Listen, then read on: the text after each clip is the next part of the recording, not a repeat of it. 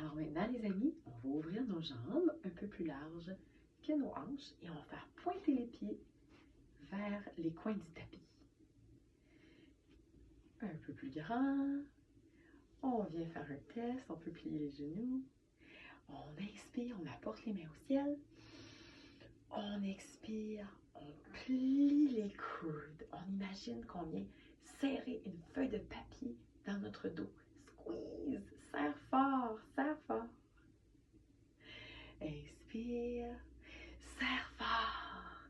Et là, on va imaginer qu'on a un grizzly. Char Cho en Han. Un grizzly. Le grizzly se lève, il sent les odeurs. Il dit, est-ce qu'il y a des petites baies par ici? Et finalement, il voit un animal passer et il fait, sors de mon territoire. On le refait. Inspire. Inspire. Une dernière fois. Bravo les amis. On rapporte nos jambes ensemble.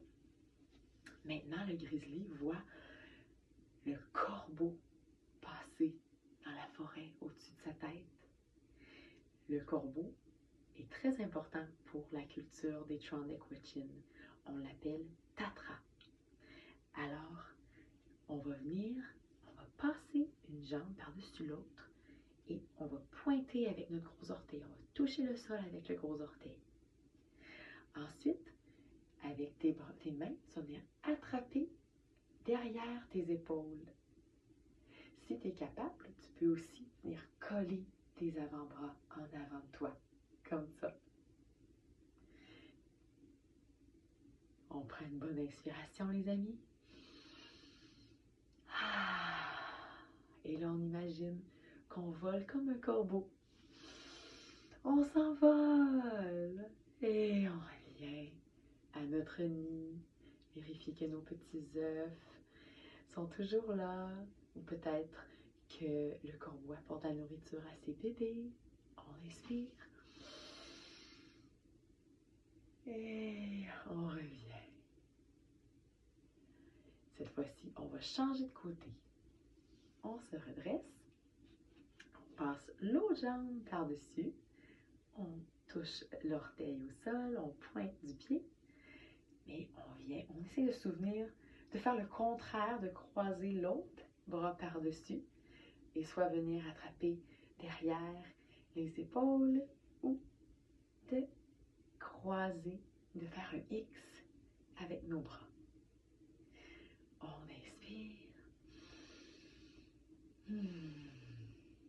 Prochaine inspiration, on s'envole. On vole. Qu'est-ce que vous pensez que le corbeau voit quand il vole par-dessus la forêt? Ouais. On revient.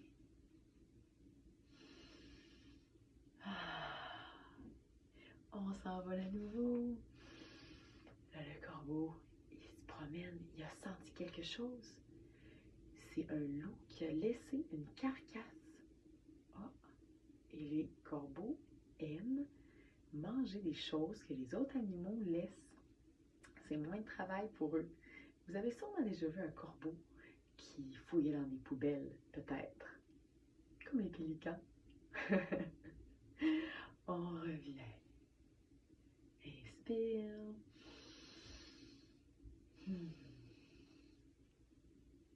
Voilà, bravo!